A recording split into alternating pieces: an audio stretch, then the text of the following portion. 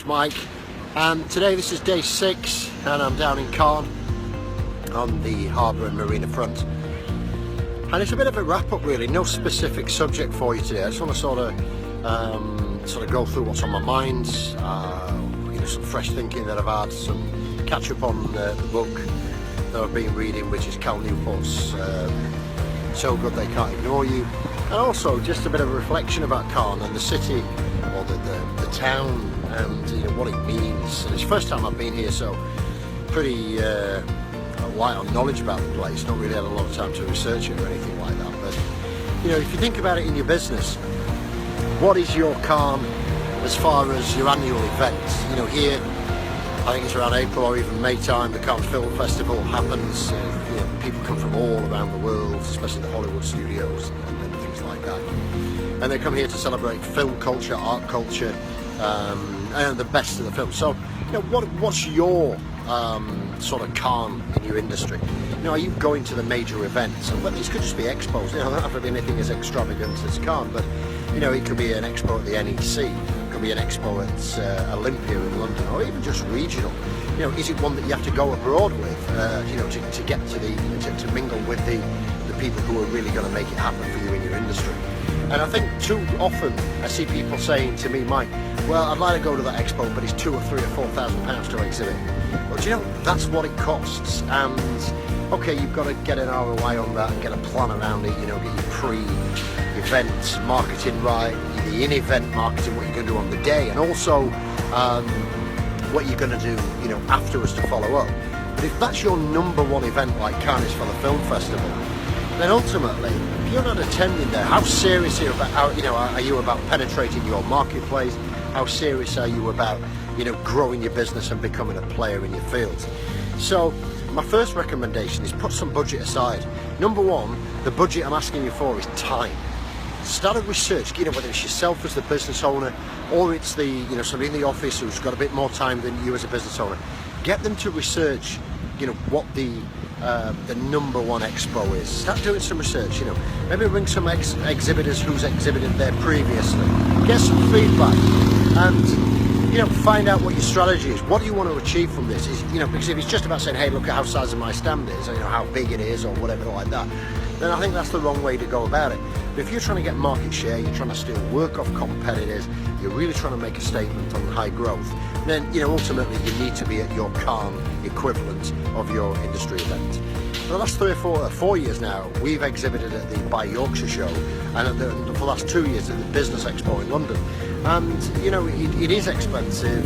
It does sort of add up by the time you get the stand, the marketing materials, the accommodation, the hotels. But if you make it an integral part, of your marketing budget each year, then why wouldn't you do it? Think about how much you're wasting on flyers, business cards, email shorts, Facebook ads, Google ads that maybe you've not got a lot of control over. So all I'm saying is find your Caen, get inside of it, and make sure you exhibit with a strategy around it. And moving on to the book I'm reading at the moment. Last Friday or Saturday I showed you the Cal Newport So Good They Can't Ignore You book I'm reading while I'm away. I'm probably about 120, 130 pages in now, and there's a great sort of opening paragraph in there where people say, hey, follow your passion, do what you love. And what Cal Newport does, he actually challenges that to say that's the last thing that you should be doing. And he goes on to give an example about Steve Jobs. Now, there's no doubt, the genius of Steve Jobs. And he goes on to talk about the major talk he gave at Harvard Business Review, or maybe it was Yale, I don't know where. He engaged all these people and said, hey, follow your passion. Well, actually, Cal Newport goes to demonstrate and prove why following your passion is actually a bad thing for your career and enjoying work. So if you don't have So Good They Can't Ignore You by Cal Newport as a book, really recommend that you get that. Really put some different perspectives on things, especially about work, especially about what's important, and especially about what's important. And there's a great saying in there, and this is what I want to share with you. And what Cal Newport says is, Steve Jobs didn't follow his passion. That's the last thing that he did. So there's a statement is, do what Steve Jobs did, not what Steve Jobs tells you to do, type of thing. I really find that book enthralling, and there's also one where to sort of really get good at your industry, to become the best in your industry. Instead of following your passion, become a craftsman. And that's what Cal Newport goes on to talk about, just being the best of the best.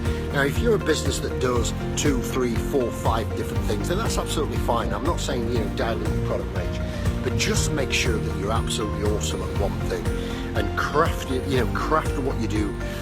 Take time to study it. And there's a couple other examples in the book where he references a musician called Jordan Tice, a bluegrass sort of musician, and a sort of specific type of music, and he calls deliberate practice. And I don't want to spoil the book too much for you if you do go out and get it, but it's that discipline of deliberate practice to become so good at something that you actually become a craftsman. So follow greatness, or follow being good, more than following your passion. And I think that sort of more or less wraps up today. I just wanted to sort of make sure that, as I'm going through the south of France, I'm picking out specific examples. Some can be related to business, some can be related to marketing, some can just be to personal development or personal experience. It doesn't really matter. And I'm in Cannes, the home of the film festival. It's an amazing day here. So I don't know if you can see all these yachts in the background, and the marinas. We were down in Saint-Tropez this morning picking up the hire car to get down here.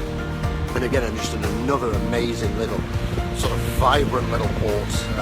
And a lot more than just the super yachts in there. There's a lot more going off down there. So I hope that sort of wraps it up for you on Saturday. As I say, 2 things that I want you to do. I really want you to go to Amazon.com or your local bookstore and buy So Good They Can't Ignore You by Cal Newport. You won't, even if you're not in business, even if you just sort of say, hey, I'm an employee, I'm a middle manager, why do I need to buy that book? It's really going to help you with your career. It's really going to help you, be better at what you do, or find a pursuit that you're really going to enjoy, but be so good at it, as the book says, that they can't ignore you.